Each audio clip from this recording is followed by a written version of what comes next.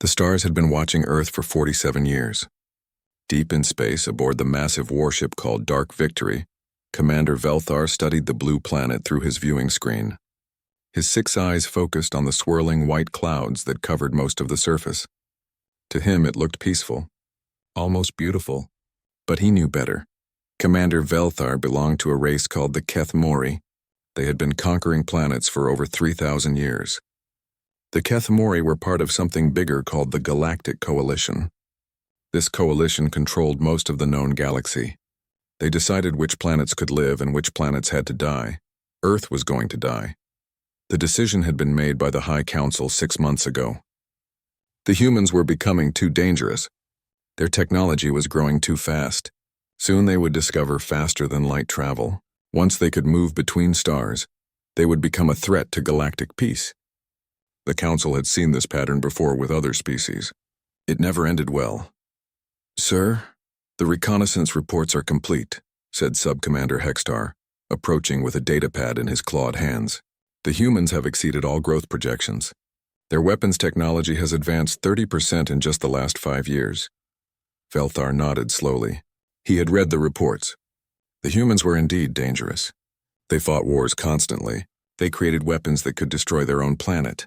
Most disturbing of all, they never seemed to give up. Even when facing impossible odds, humans kept fighting. "What is the recommended elimination protocol?" Velthar asked. "The Science Division suggests using Shadowkin assassins for the first phase," Hextar replied. "Target their key scientists and military leaders.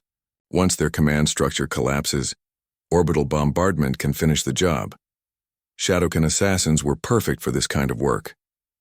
They could phase through solid matter, becoming like ghosts when they needed to. They could walk through walls, ignore most weapons, and kill their targets without being detected. Over the past century, they had successfully eliminated the leadership of 47 different species. Deploy 3 Shadowkin units to the planet's surface," Velthar ordered. Primary targets are their nuclear physicists, space technology researchers, and top military commanders. Make it look like natural deaths or accidents. "Yes, sir. Estimated completion time is 72 hours.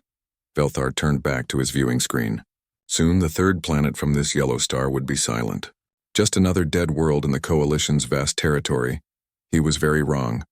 On Earth, in the bustling city of Seoul, Dr. Kim Hyunwoo was working late in his laboratory. The quantum physics research facility was nearly empty at this hour.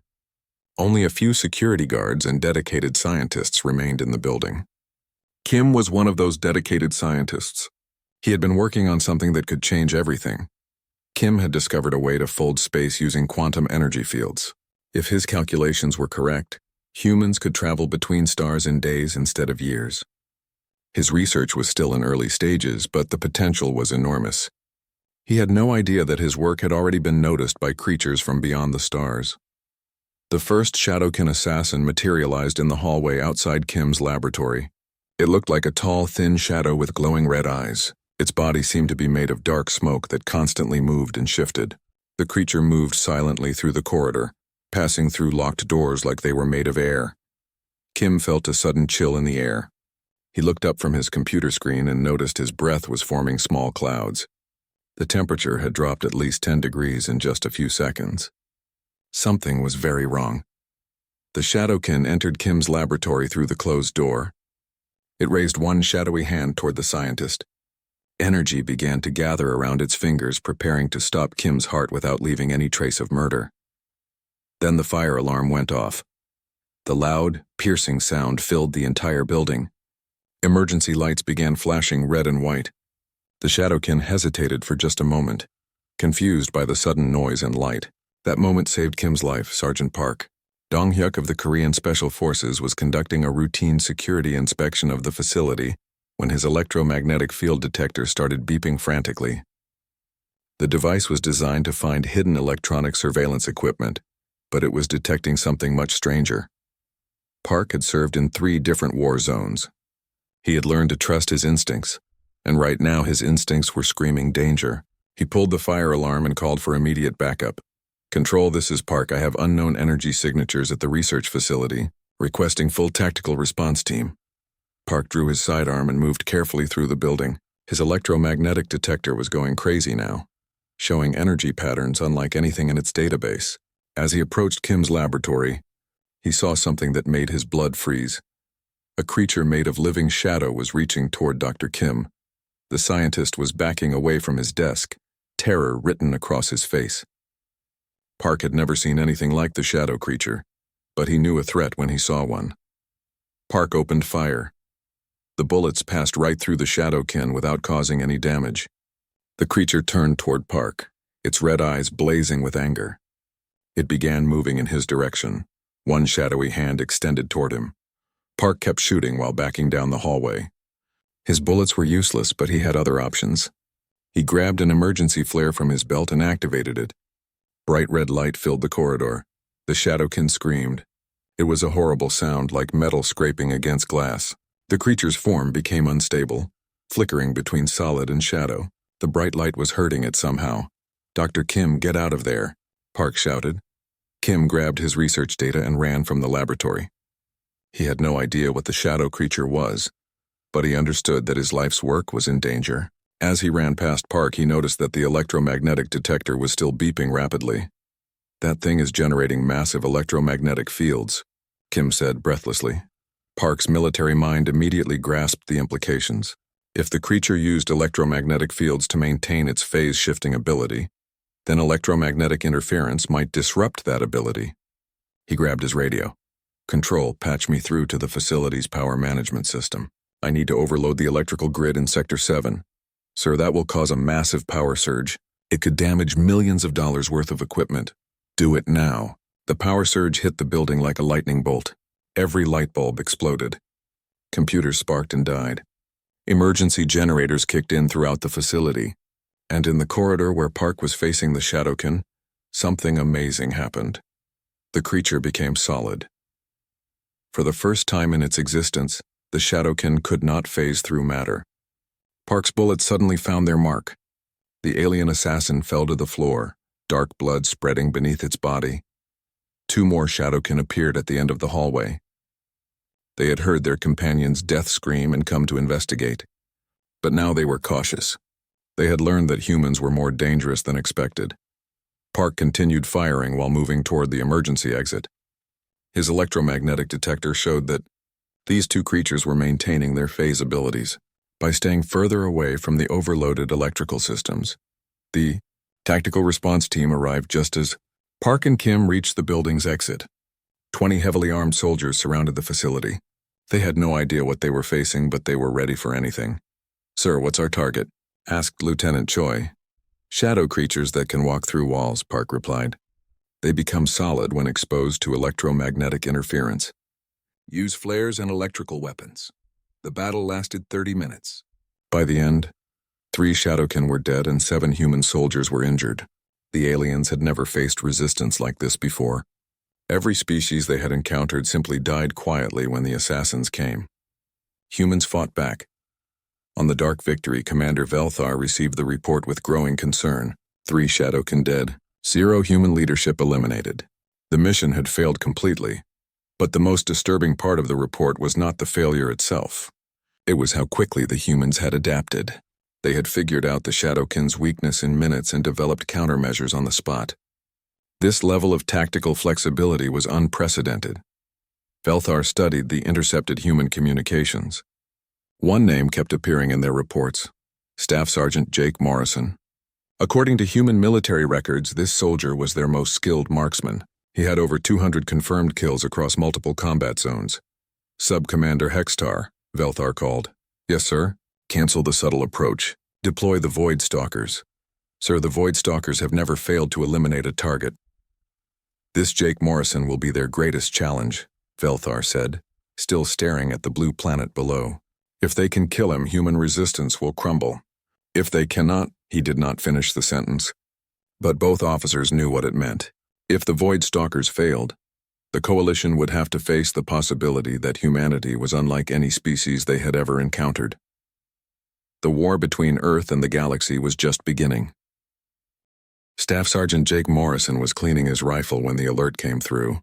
The message was short and classified, but Jake understood what it meant. Something had attacked a research facility in South Korea. Something that could walk through walls and ignore bullets. Something that was not from Earth. Jake had been a sniper for 12 years. He had served in Afghanistan, Syria, and 3 other conflicts that officially never happened. He was stationed at a remote base in the Montana mountains, far from any major cities. The military had put him here because his skills were too valuable to risk in regular combat operations. Now it seemed like the entire world had become a combat zone. "Morrison, report to Commander Hayes immediately," came the voice over the intercom. Jake set down his rifle and walked across the base to the command center. The building was buzzing with activity. Soldiers were running between rooms with classified documents. Communication officers were speaking in hushed tones over secure channels. Something big was happening. Commander Hayes was studying satellite images when Jake entered the office. The older man looked tired and worried. Jake had never seen his commanding officer look this concerned before. "Jake, sit down. What I'm about to tell you is classified at the highest levels." Jake took a seat and waited. He had learned long ago that patience was a sniper's most important skill. 3 days ago, unknown hostile forces attacked a research facility in Seoul. These forces used technology we've never seen before. They could phase through solid matter and were nearly invisible to our detection systems. Hayes pulled up video footage from the Seoul facility. Jake watched in silence as shadowy figures moved through walls like ghosts. He saw Sergeant Park's desperate fight in the corridor. He watched the creatures become solid when the electrical system overloaded. Korean forces managed to kill 3 of these things, but intelligence suggests there are more. A lot more. And Jake, they're coming for specific targets. Scientists, military leaders, and... Hayes paused, looking directly at Jake. And soldiers with special skills. Jake nodded slowly. "You think they're coming for me? Intelligence intercepts suggest your name is on their list. We're moving you to a secure location until we can figure out what we're dealing with."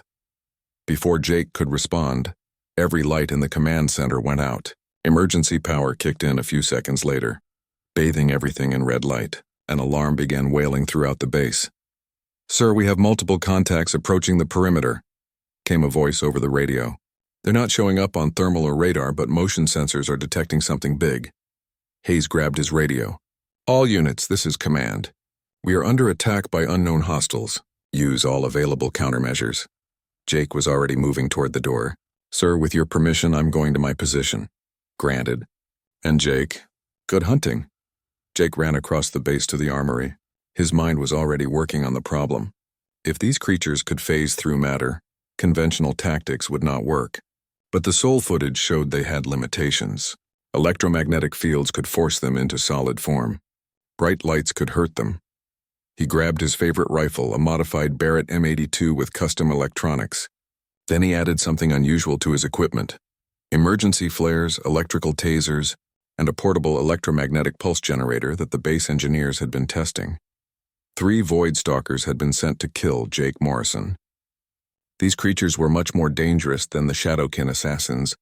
They stood 7 feet tall with muscular bodies covered in adaptive camouflage skin. Their technology could make them nearly invisible and allowed them to track targets across vast distances. The first Void Stalker approached the base from the north. Its scanning systems had already located Jake's heat signature and brainwave patterns. The creature could track him anywhere on the planet, now that it had locked onto his biological markers. Jake reached his sniper position on top of the base's highest building. From here he had a clear view of the surrounding mountains and valleys. His rifle was equipped with thermal scopes, electromagnetic sensors, and experimental quantum detection equipment that Dr. Lee, Sunja, had helped develop. Dr. Lee was a Korean-American scientist who had been studying the alien technology recovered from Seoul. She had discovered that the creatures used quantum signatures to track their prey, but she had also found something interesting. Human brain patterns created interference with alien scanning systems. This interference was unique to humans and had never been seen in any other species. Jake's radio crackled to life. "Morrison, this is Dr. Lee. Are you receiving the quantum data I'm sending to your scope?" "Affirmative, Doc. What am I looking at?" "Those readings show quantum distortions. The aliens use quantum tracking to find their targets. But I've discovered that human thoughts can interfere with their systems. If you can focus your mind in specific ways, you might be able to create false signatures." Jake had trained in meditation and mental focus as part of his sniper preparation. Controlling his mind was as important as controlling his breathing when making long-distance shots. Now that mental discipline might save his life. How do I create false signatures? Think about multiple locations at the same time. Imagine yourself in different places. The quantum interference from your brain should create multiple false targets. Jake began the mental exercise while scanning the mountains through his scope. He imagined himself in 3 different positions around the base. He visualized every detail of those locations, making the images as real as possible in his mind. On his quantum detector, 3 new signals appeared. The false signatures were working. The first Void Stalker appeared 1 mile to the north. Jake could barely see it even with his enhanced scopes. The creature's camouflage was nearly perfect, bending light around its body like water. Only the quantum distortions it created made it visible to Jake's equipment. The alien was moving toward one of Jake's false signatures. It thought Jake was hiding in a supply bunker on the eastern side of the base. Jake adjusted his aim and waited. The shot would have to be perfect. He would only get 1 chance before the creature realized it had been tricked. Jake controlled his breathing. His heart rate slowed to 40 beats per minute. The world became perfectly still and quiet. At this moment, nothing existed except Jake, his rifle, and the target. He pulled the trigger. The bullet struck the Void Stalker's center mass. The creature's camouflage failed immediately, revealing its true form. It staggered backward, dark blue blood spreading across its chest. Then it roared in pain and anger, a sound that echoed across the entire valley. The creature was hurt but not dead. It began moving toward Jake's actual position, no longer trying to hide. Its adaptive camouflage was damaged, making it visible to normal sight. Jake worked the bolt on his rifle and prepared for the second shot. But the Void Stalker was learning from the first encounter. It began moving in an unpredictable zigzag pattern, making it nearly impossible to target. The second and third Void Stalkers revealed themselves when they heard their companions roar. They approached from different directions, forcing Jake to divide his attention between multiple threats. "Morrison, we're sending support to your position," came Hayes' voice over the radio. "Negative, sir. Your people will just get in the way. These things are adapting to human tactics faster than we can adjust." Jake activated his portable electromagnetic pulse generator. The device sent out waves of electromagnetic energy that disrupted alien quantum systems. All 3 Void Stalkers suddenly became more visible as their camouflage systems flickered and failed. But the EMP also disabled Jake's own electronic equipment. His scopes went dark. His radio died. He was now fighting 3 alien hunters with nothing but iron sights and his natural skills. The wounded Void Stalker reached the base of Jake's building and began climbing the outside wall. Its claws could grip any surface, allowing it to move straight up the vertical concrete like a spider. Jake switched to his backup rifle and aimed down at the climbing creature. The shot was difficult because of the angle, but Jake had made harder shots before. The bullet struck the alien in the head and it fell 40 feet to the ground, 1 down, 2 to go. The second Void Stalker had circled around to the building's rear entrance. Jake could hear it moving through the corridors below, hunting for him. The third alien was still outside, probably trying to get a clear shot at Jake's position. Jake grabbed his emergency equipment and moved to a new position on the roof. He set up a simple trap using one of his flares and a motion sensor. When the second Void Stalker reached the roof, the flare would activate automatically. The plan worked perfectly. The second alien emerged from the stairwell and immediately triggered Jake's trap. The brilliant red flare burst to life directly in front of the creature's face. The Void Stalker screamed and stumbled backward, temporarily blinded by the intense light. Jake put 2 bullets into its chest before it could recover. The third Void Stalker was the smartest of the group. It had watched its companions die and learned from their mistakes. This creature stayed at long range and began using some kind of energy weapon. Bolts of green plasma struck the roof around Jake, each shot coming closer to its target. Jake had to think fast. He was outgunned and running low on ammunition. The alien's energy weapon had much longer range than... Commander Velthar stared at the reports in disbelief. 3 Void Stalkers dead. Jake Morrison still alive.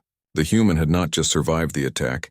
He had hunted and killed the galaxy's most feared assassins like they were common animals. "This is impossible," Sub-Commander Hextar said, reading over the data. Void Stalkers have eliminated over 300 high-value targets across 47 worlds. They have never failed before. Velthar's six eyes focused on the tactical analysis. The human had used primitive weapons and basic tactics, yet he had defeated creatures with technology thousands of years more advanced. More disturbing was how quickly Jake Morrison had adapted to alien combat methods. The High Council is demanding answers, Hextar continued. They want to know how a primitive species can resist our elimination protocols. Deploy a quantum assassin, Velthar ordered quietly. Hextar stepped backward in shock. Sir, quantum assassins are only used against entire civilizations. They exist partially outside normal spacetime. Nothing can kill them. These humans are not normal, Velthar replied. If we cannot eliminate their key personnel with conventional methods, we must use extraordinary measures. On Earth, Dr. Kim Hyun-woo was working in a new underground laboratory. After the attack on his original facility, the Korean government had moved all critical research to secure locations deep beneath the surface. Kim was leading a team of scientists from 12 different countries, all working together to understand alien technology. Dr. Kim, we have a breakthrough, called Dr. Lee Soonja from across the laboratory. She was holding a piece of equipment recovered from one of the dead Void Stalkers. The alien technology is based on quantum field manipulation. They use quantum entanglement to track targets across vast distances. Kim examined the alien device. It looked like a crystal surrounded by metal components he did not recognize. When he touched it, the crystal began glowing with soft blue light. It's responding to your brainwaves, Lee observed. Human neural patterns create interference with alien quantum systems. That's why Jake Morrison was able to create false signatures during his battle. What does this mean for our defense efforts? It means humans have a natural advantage that the aliens don't know about. Our minds can disrupt their technology just by thinking in certain ways. Kim's excitement grew as he understood the implications. We could develop countermeasures based on human brain patterns. Weapons that use our natural neural interference to disrupt alien systems. Exactly. But we need to test our theories quickly. Intelligence reports suggest the aliens are preparing something much worse than Shadowkin or Void Stalkers. 3,000 miles away, in a secret military base buried under the Rocky Mountains, Jake Morrison was training a new generation of alien hunters. The men and women in his unit called themselves the Void Hunters, and they were learning skills that no human had ever needed before. Remember, these creatures think differently than we do, Jake told his trainees. They rely on technology to solve problems. We use creativity and adaptation. That's our advantage. Captain Yoon Mi-young raised her hand. She was a Korean Air Force pilot who had volunteered for the program after her squadron was attacked by unknown aircraft over the Pacific Ocean. Sergeant Morrison, how do we fight something that can exist in multiple dimensions at once? Jake had been wondering the same thing. Intelligence reports suggested the aliens were preparing to deploy something called a quantum assassin. According to captured data, this creature could phase between different versions of reality, making it nearly impossible to target. We fight it the same way we fight everything else, Jake replied. We adapt faster than it can adapt to us. We use its strengths against it. And we never give up. The training was interrupted by an urgent message from Dr. Lee. She had discovered something important about the next alien threat. Jake, I need you and your team to get to Seoul immediately. We've detected massive quantum distortions approaching the city. Whatever the aliens are sending, it's bigger and more dangerous than anything they've used before. Jake gathered his equipment and prepared for deployment. His team of Void Hunters included specialists from 6 different countries. There was Sergeant Park Dong-hyuk, who had survived the first alien attack. Captain Yoon Mi-young, whose flying skills were legendary even by Air Force standards. Major Choi Jae-sung, a strategic genius who understood alien tactics better than anyone else on Earth. They arrived in Seoul just as the quantum distortions reached critical levels. Dr. Lee met them at the underground laboratory with disturbing news. The creature appeared 30 minutes ago in the middle of downtown Seoul. It exists in at least 4 different dimensions simultaneously. Our weapons can't touch it because it's never fully in our reality. Jake studied the video footage from the city. The quantum assassin looked like a constantly shifting shadow that sometimes became solid, sometimes became transparent, and sometimes disappeared entirely. When it attacked, buildings simply collapsed or disintegrated. What's it targeting? Jake asked. The creature is moving toward this facility. It knows we're here, and it knows we're working on countermeasures to alien technology. Dr. Kim stepped forward with a prototype weapon. It looked like a rifle, but instead of bullets, it fired concentrated electromagnetic pulses designed to disrupt quantum fields. "We built this based on your success against the Void Stalkers," Kim explained. "The weapon creates harmonic frequencies that should force quantum entities into stable dimensional states." "Should?" Jake asked. "We haven't had a chance to test it," Lee admitted. "You'll be the first." Jake examined the prototype weapon. It was heavier than his normal rifle and had components that he did not understand. But the basic firing mechanism was familiar. "Point, aim, shoot. How many shots do I get?" "One," Kim replied. "The weapon will burn out its quantum disruptor after a single shot, and the assassin will only be vulnerable for a few seconds when it stabilizes." Jake nodded grimly. One shot to save the world. He had faced worse odds before, but not by much. "I'll need to get close enough to guarantee a hit, and I'll need the creature to stabilize in our dimension at exactly the right moment." Captain Yoon stepped forward. "I have an idea. If I can get it to chase me in one of our fighters, I might be able to force it to stabilize its dimensional phase in order to attack effectively." "That's suicide," Major Choi protested. "If that thing gets close to your aircraft, you'll be vaporized instantly." "Maybe," Yoon replied with a smile. "But I'm the best pilot in the Korean Air Force.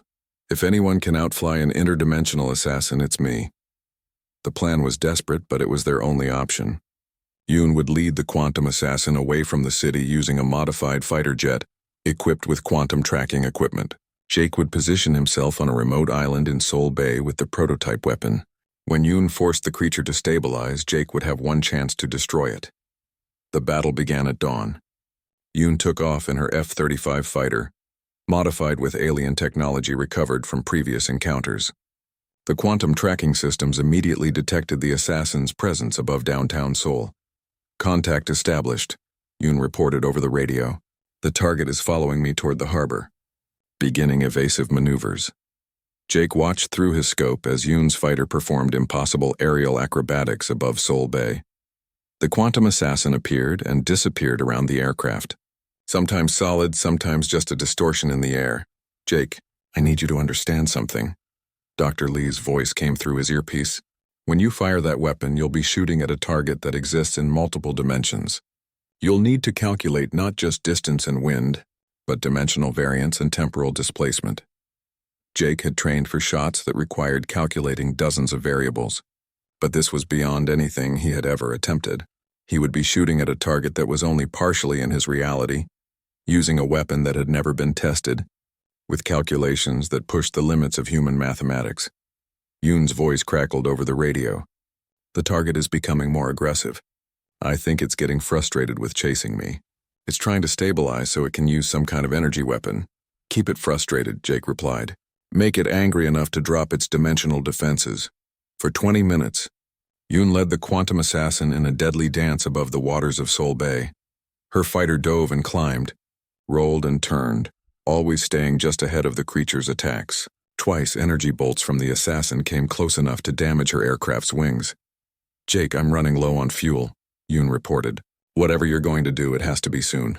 I'm ready. Force it to stabilize for a direct attack." Yoon put her fighter into a steep dive toward the water, then pulled up at the last possible second. The sudden maneuver caught the quantum assassin off guard. For just a moment, it became fully solid as it tried to follow Yoon's impossible flight path. Jake had been waiting for exactly this moment. His finger was already on the trigger. The scope was perfectly aligned. His breathing was controlled. His heart rate was steady. He fired.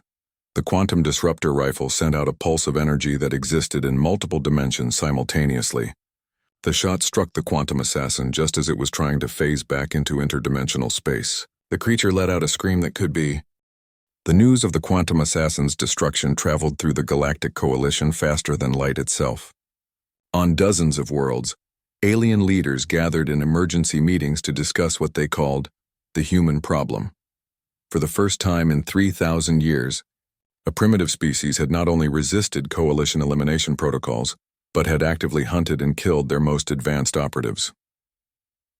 "Commander," Velthar found himself standing before the High Council of the Coalition. The chamber was enormous, filled with representatives from 47 different species.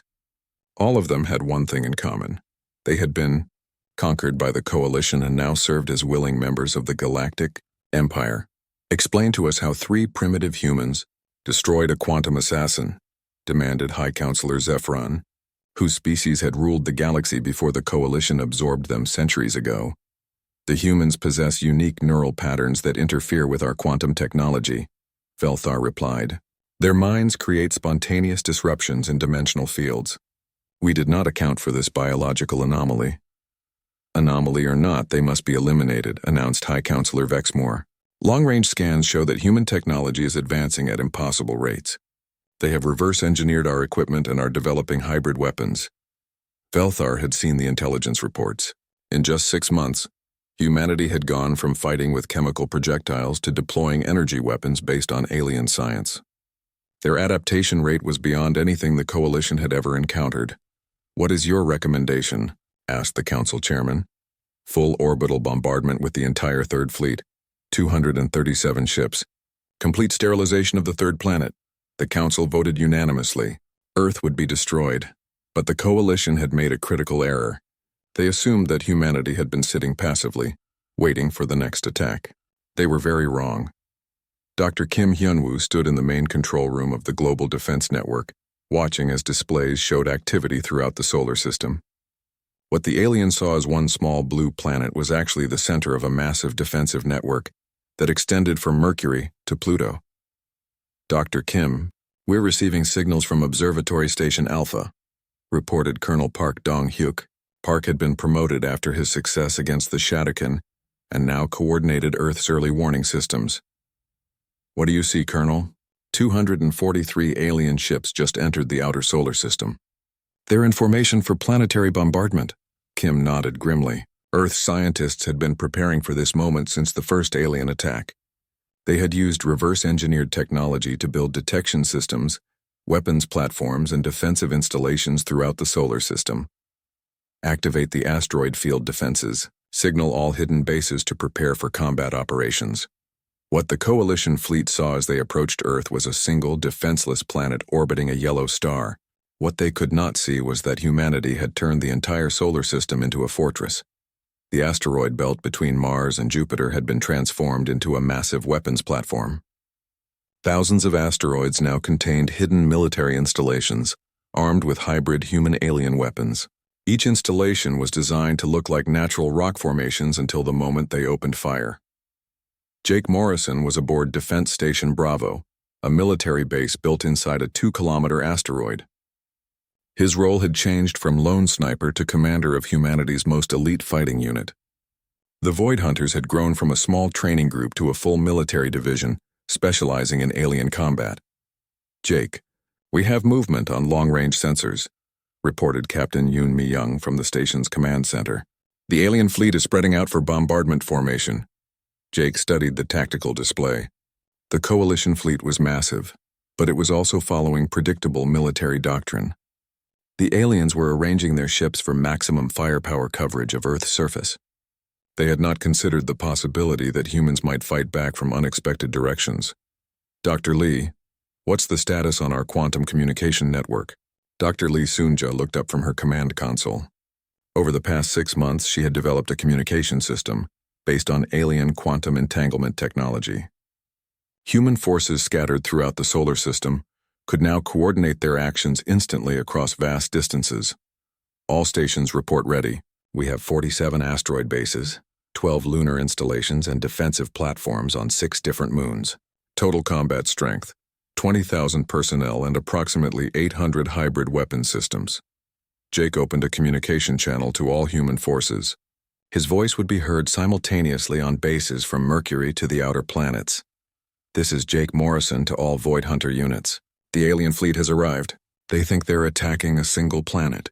They're about to learn that they're fighting an entire solar system. Remember your training. Stay flexible. Adapt faster than they can adapt to us. Make every shot count. The Coalition fleet moved into bombardment position around Earth. Commander Velthar stood on the bridge of his flagship, watching as his ships prepared to eliminate humanity once and for all. All vessels report ready for orbital bombardment. announced Sub-Commander Hextar. "Planetary surface will be sterilized within 30 minutes. Begin the bombardment," Velthar ordered. The Coalition fleet opened fire on Earth with devastating energy weapons. Beams of superheated plasma struck the planet's surface, creating explosions visible from space. Cities vanished in seconds. Forests turned to ash. Oceans began to boil, but Earth's surface installations had been evacuated months ago. Humanity's real population was safe in deep underground bunkers and off-world colonies. The aliens were destroying empty buildings and abandoned cities. "Sir, we're detecting massive energy signatures from the asteroid belt," reported a Coalition sensor operator. Before Velthar could respond, the asteroid field opened fire. 800 hybrid weapon systems fired simultaneously at the Coalition fleet. The asteroids that the aliens had ignored as natural debris suddenly revealed themselves to be heavily armed fortress stations. Energy beams, plasma cannons, and modified nuclear warheads struck the alien ships from directions they had never considered. "Impossible!" Hextar shouted as 3 Coalition cruisers exploded under the concentrated firepower. "The asteroid belt is armed!" Jake Morrison's voice came over every Coalition communication channel. The humans had hacked their systems during the months of preparation. "Welcome to the Sol system, alien scum. You picked the wrong species to mess with." The battle raged across the entire solar system. Coalition ships found themselves under attack from multiple directions as human forces emerged from hiding places throughout the system. The aliens had superior technology, but the humans had superior tactics and the advantage of fighting on their home ground. Captain Yoon led squadrons of modified human fighters in hit-and-run attacks against Coalition capital ships. The fighters were equipped with alien-derived energy shields and weapons, making them far more dangerous than anything the Coalition expected from a primitive species.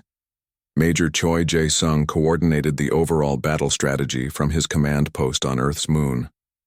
His tactical genius allowed human forces to work together as a single organism, striking the alien fleet at its weakest points while avoiding direct confrontation with superior firepower. The Coalition's rigid command structure began to work against them. Their ships were designed to fight in formation, following predetermined battle plans.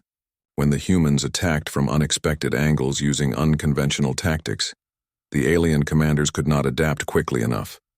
But humanity's secret weapon was not their technology or their tactics.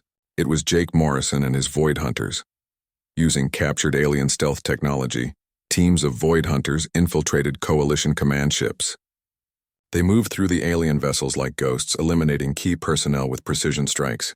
Jake's legendary marksmanship proved effective even in the vacuum of space, as he used railgun weapons to eliminate alien commanders from impossible distances. "Sir, we've lost contact with 17 command ships," Hextar reported in panic. "Something is systematically eliminating our leadership." Velthar watched in horror as his carefully organized fleet began to fall apart. Ship commanders found themselves isolated and unable to coordinate effectively against human tactics they could not understand or predict. The turning point came when Jake's team infiltrated Velthar's flagship. The Coalition commander found himself face-to-face with the human sniper, who had become a legend throughout the galaxy. "You're the one they call Jake Morrison," Velthar said, his 6 eyes focusing on the small human standing before him. "That's right, and you're the one who ordered the destruction of my planet. Your species was judged too dangerous to survive. The decision was made by the highest authorities in the galaxy." Jake smiled grimly. "Then maybe it's time for some new authorities." The battle for Velthar's flagship lasted 3 hours. Coalition Marines fought desperately against Jake's Void Hunters, but the humans had spent months learning alien combat techniques. More importantly, they had something the aliens did not: the absolute determination to protect their home. When the flagship's command center finally fell, Velthar made an offer that shocked even Jake Morrison. 6 months after the Coalition's failed invasion, the galaxy was burning. What had started as a rebellion inspired by humanity's victory had become a full-scale galactic civil war. Over 400 worlds were in open revolt against the remaining Coalition loyalist forces. Ancient species that had been enslaved for centuries were fighting for their freedom, using tactics learned from studying human warfare. But the Coalition was not finished. High Counselor Zephyrin had declared himself Supreme Emperor and gathered the loyal worlds under his direct command. His response to the spreading rebellion was brutal and simple: total extermination of any species that opposed coalition rule. Jake Morrison stood in the command center of New Geneva Station, humanity's first interstellar military base. Built in orbit around Proxima Centauri, the station served as headquarters for the growing alliance of free worlds that now called themselves the Liberation Coalition. "Jake, we're receiving distress signals from the Viridian system," reported Colonel Park Dong-hyuk, who now served as head of intelligence for the human space forces. Coalition loyalist forces are conducting orbital bombardment of civilian populations. Jake studied the holographic display showing the Viridian system. 3 planets with a combined population of nearly 2 billion beings were under attack by a coalition fleet of 50 ships. The aliens were not trying to conquer these worlds. They were trying to exterminate everyone on them. "How long before our nearest forces can reach Viridian?" 8 hours at maximum speed. "Sir, by then those planets will be dead." Jake made a decision that would have been impossible for any military commander in human history. He was about to order an attack across interstellar distances, coordinating forces from dozens of different species, using technology that humans had barely understood 6 months ago. "Signal the 5th Liberation Fleet. All ships are to jump immediately to Viridian system. Captain Yoon will command the fighter squadrons. Major Choi will coordinate ground assault if we can break through their orbital defenses." Dr. Kim Hyun-woo looked up from his quantum communication console. "Jake, we're also receiving reports of coalition attacks in 17 other systems.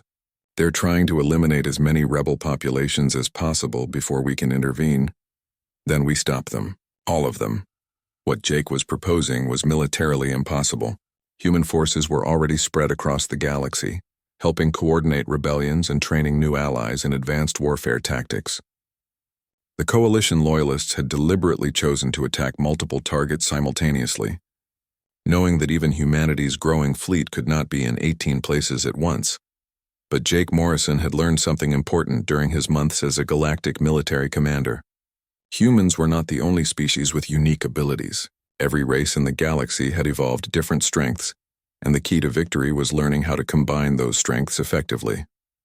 "Dr. Lee, what's the status on the new hybrid technologies?" Dr. Lee Soonja smiled as she pulled up technical specifications on her screen. "The Kethmori quantum drives, combined with human engineering, can move our ships 3 times faster than anything the Coalition has. The Viridian shield generators modified with Earth electronics can protect entire planets from orbital bombardment. And the Zentran telepathic communications give us coordination advantages that the Coalition cannot match." Over the past 6 months, humanity had become the center of the largest technology-sharing project in galactic history. Every species that joined the Liberation Coalition brought their own scientific knowledge and technological innovations. Human engineers then combined these technologies in ways that no single species had ever imagined. The result was a military force unlike anything the galaxy had ever seen. "Signal all Liberation forces," Jake commanded. "Operation Galaxy Storm is now active. Every coalition attack will be met with immediate and overwhelming response." Across 18 star systems, the Liberation Coalition launched the largest coordinated military operation in galactic history. Human commanders led mixed-species fleets using hybrid technologies that pushed the boundaries of physics. The attacks that the Coalition loyalists thought would break the rebellion instead triggered a demonstration of power that shocked both sides of the conflict. In the Viridian system, Captain Yoon Mi-young led a squadron of 100 fighters from 12 different species. The pilots were using hybrid technology that combined human reflexes with alien engineering. Their ships could phase through Coalition shields, teleport short distances, and fire weapons that existed in multiple dimensions simultaneously. The Coalition fleet guarding Viridian found themselves under attack by forces they could not track or predict. Human tactics combined with alien technology created combat situations that their commanders had never trained for. "Coalition fleet, this is Captain Yoon of the Liberation Forces. You have exactly 60 seconds to cease bombardment and withdraw, or we will destroy every ship in this system." The Coalition commander's response was to intensify the planetary bombardment. That was a mistake. Yoon's fighters attacked from 17 different directions simultaneously, using teleportation technology to appear inside the Coalition formation. Each fighter was armed with weapons that had been impossible to create just 6 months ago. quantum torpedoes that could destroy ships by erasing them from reality, energy cannons that fired concentrated stellar matter, shield disruptors that could turn a ship's own defensive systems into weapons. The battle lasted 12 minutes. When it was over, 50 coalition ships had been destroyed and 3 million Viridian civilians had been saved. Similar scenes played out across the galaxy as liberation forces responded to coalition attacks with tactics and technology that the Loyalists could not counter. Every battle demonstrated that the old order was not just losing, it was becoming obsolete. Major Choi Jae-sung coordinated the overall strategy from his command post on New Geneva Station. His tactical genius had evolved during his months of interstellar warfare. He was no longer just a human military strategist. He was a galactic war commander who understood how to use the strengths of hundreds of different species in perfect coordination. Jake, the Loyalist attacks have failed across all 18 systems, Choi reported. Coalition losses, 237 ships, approximately 50,000 personnel. Liberation losses, 12 ships, 800 personnel. The numbers told the story of a military revolution. The Liberation Coalition was not just winning battles, they were winning them with casualty rates that seemed impossible. Human leadership combined with alien technology was proving to be an unstoppable combination. But Jake knew that their victories were creating an even more dangerous situation. The coalition loyalists were becoming desperate, and desperate enemies were capable of anything. Colonel Park, what's our intelligence on Coalition Supreme Emperor Zephyron? Park pulled up classified data that had been gathered by Liberation spies throughout the galaxy. Sir, Zephyron is reportedly preparing something called the Final Protocol. Our sources suggest it involves technology that has been banned throughout the galaxy for thousands of years. Dr. Kim looked up from his research station with alarm. Jake, if they're talking about what I think they're talking about, we could be facing weapons that can destroy entire solar systems. The kind of technology that could sterilize hundreds of worlds simultaneously. Jake felt a chill run down his spine. Humanity had come so far in such a short time, but they might still lose everything if the coalition loyalists decided to destroy the galaxy rather than lose control of it. How long before they can deploy these final protocol weapons? Unknown, sir, but intelligence suggests they're already moving secret research facilities to heavily defended systems near the galactic core. Jake made another decision that would define humanity's role in galactic history. Dr. Lee, I need you to contact every species in the Liberation Coalition. Tell them we're implementing the Unity Protocol. Dr. Lee's eyes widened. The Unity Protocol was humanity's most ambitious project, a plan that would require cooperation on a scale never before attempted in galactic history.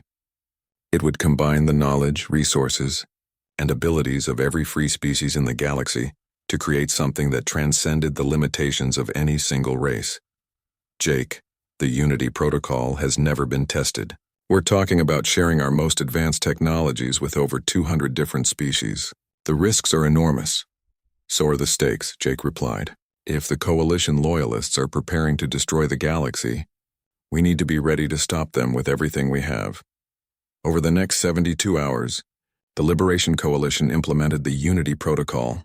Human engineers worked alongside Kethmori quantum physicists, Viridian energy specialists, Zentran telepaths, and hundreds of other species to create technologies that pushed beyond the boundaries of known science. The results exceeded even Jake's expectations. Hybrid ships that could travel instantly across galactic distances, weapons that could neutralize entire fleets without destroying them, defense systems that could protect star systems from any known threat. But the most important achievement of the Unity Protocol was not technological. It was social. For the first time in galactic history, hundreds of different species were working together as equal partners, sharing their knowledge.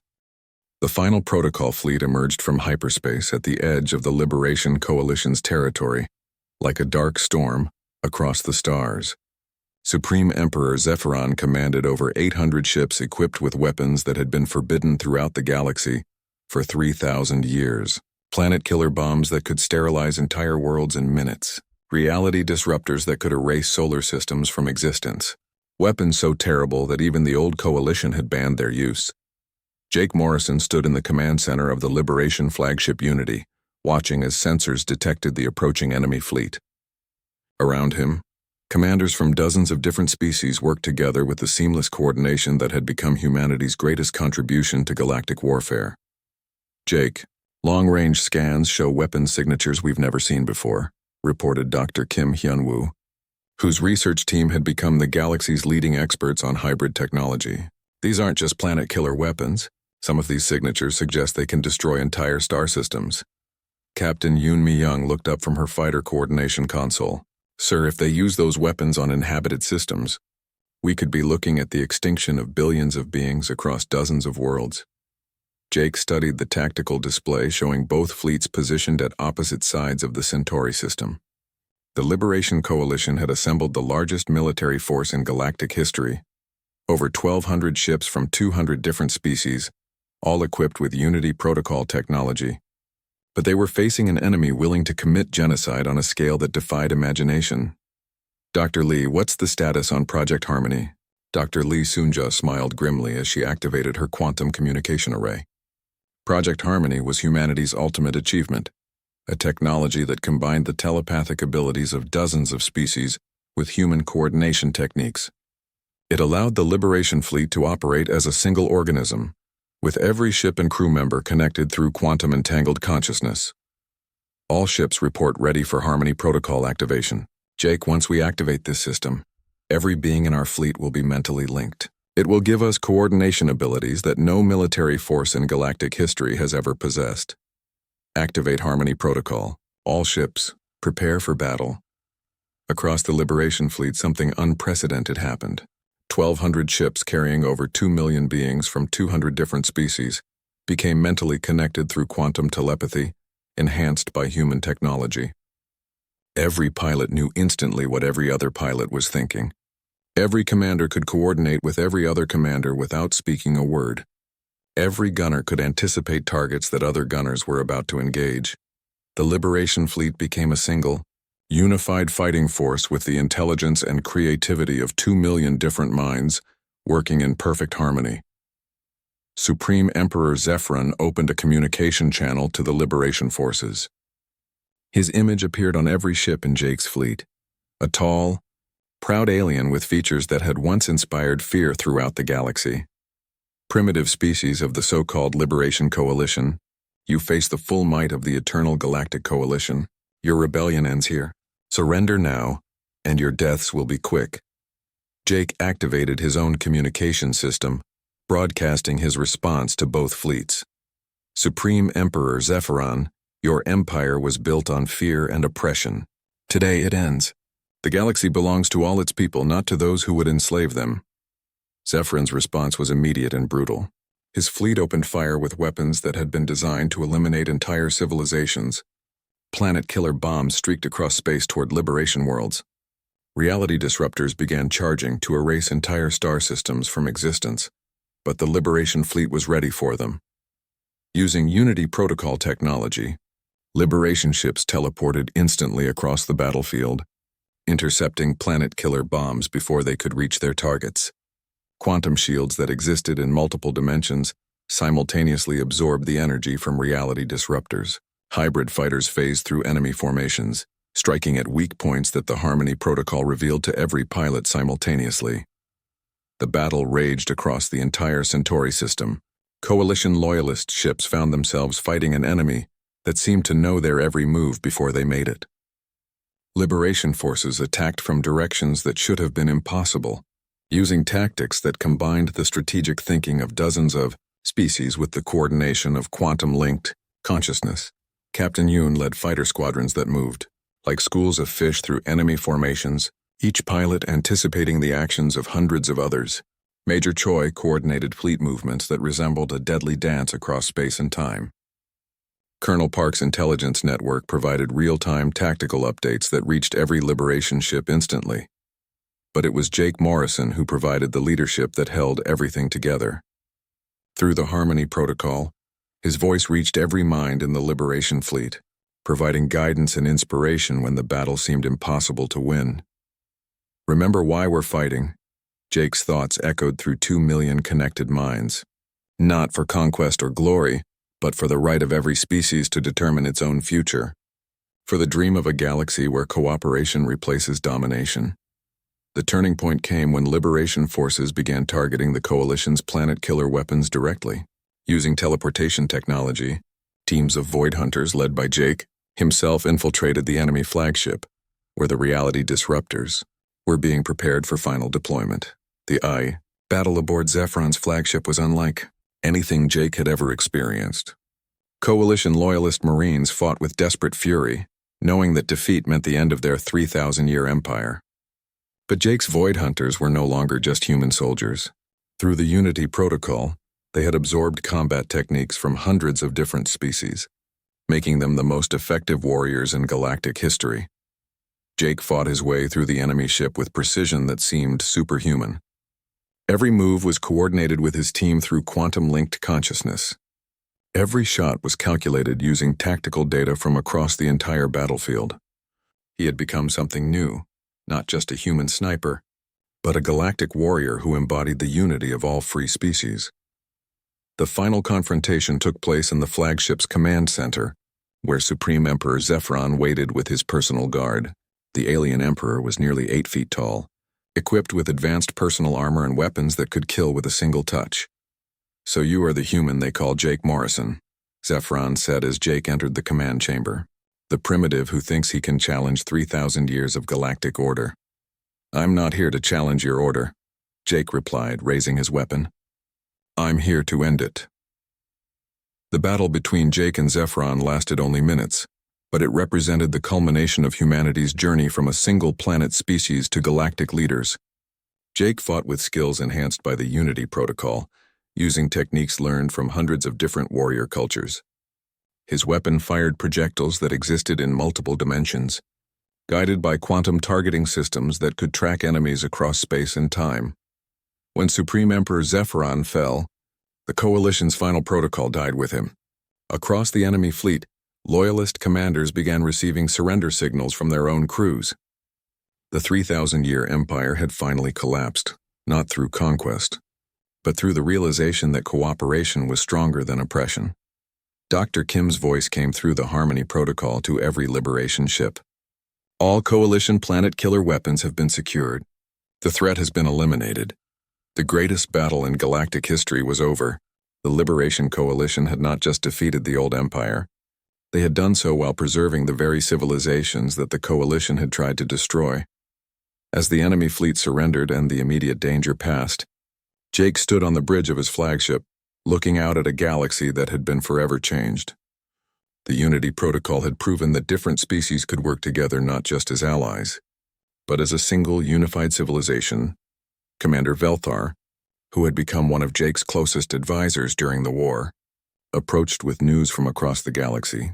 "Jake, we're receiving communications from over 600 worlds. They're all requesting membership in the Liberation Coalition. The old boundaries between species are dissolving. For the first time in galactic history, beings are choosing their citizenship based on shared values rather than biological origins." Dr. Lee Sunja was already working on plans for the new galactic government. "The Unity Protocol has shown us that we can maintain our individual identities while working together as a single civilization. We're not creating an empire like the Coalition. We're creating something entirely new. A galactic democracy based on cooperation and mutual respect." Jake thought about the journey that had brought humanity from a single planet under attack to leaders of a galactic alliance.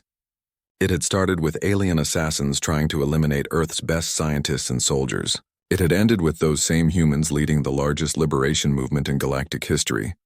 "What do we call ourselves?" Jake asked. "We're not just the Liberation Coalition anymore. We're something bigger now." Captain Yoon smiled as